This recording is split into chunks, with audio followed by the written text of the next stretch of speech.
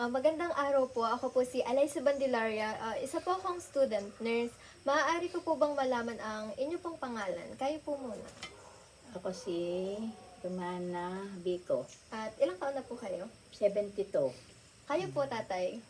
Yung Catalino Bico, Ilang taon na po kayo? 69. 69 po. So, meron po ako ditong pamphlet. Ito po ay tungkol sa health promotion po sa mga matatanda na po. Eri po ay para maging stay healthy po ang inyo pong kalusugan. Ito naman po ay hindi po tatagal ng mga 20 minutes. Okay lang po ba yun? Okay lang. Sige po. So, ito po yung mga pamphlet po na aking inihanda. At yan po yung maglalaman ng aking i-discuss. So, ito po ay Health Promotion in Older Adult, a guide to maintaining independence and quality of life. Bakit nga po ba mahalaga ang health promotion?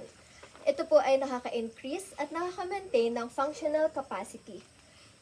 Ito din po ay nakaka-support ng self-care and daily independence. At makaka-encourage din po ng active and social lifestyle.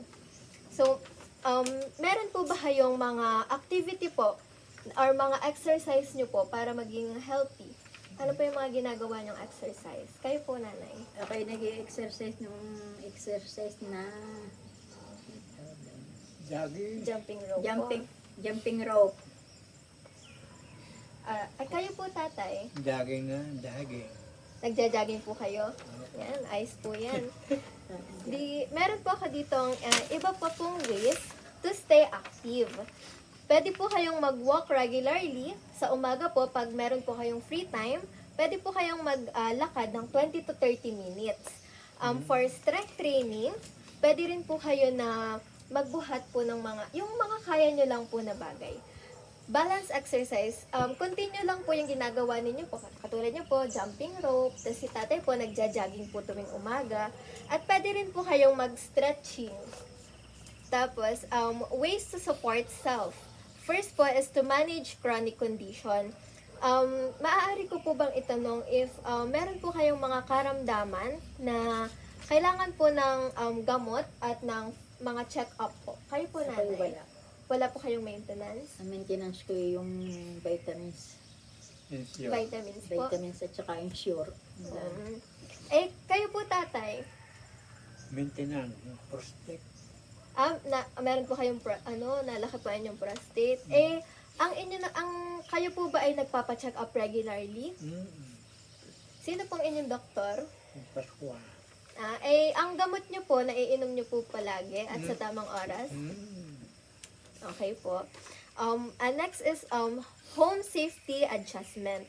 Dapat po, since may matanda po dito sa bahay, ang mga fall prevention po ay tulad ng yung mga basahan po na ginagamit natin is dapat yung hindi po nakakadulas.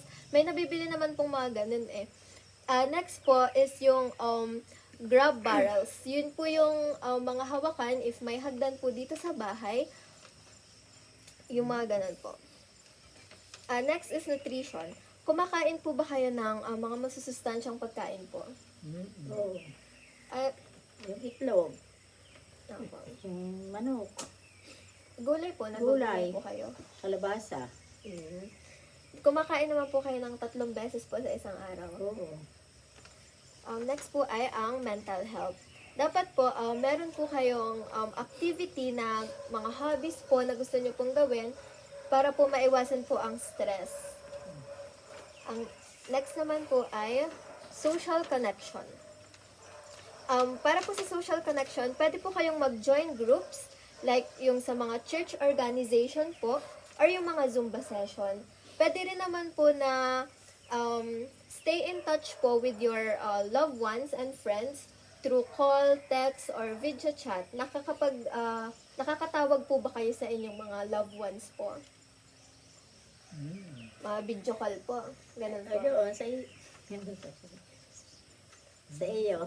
Video call. Opo.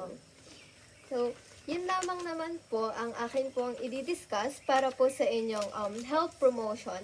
Sana po ay meron po kayong natutunan at sana po ay mai-apply nyo po ang akin pong mga nasabi sa inyong daily lifestyle. Yun lamang po.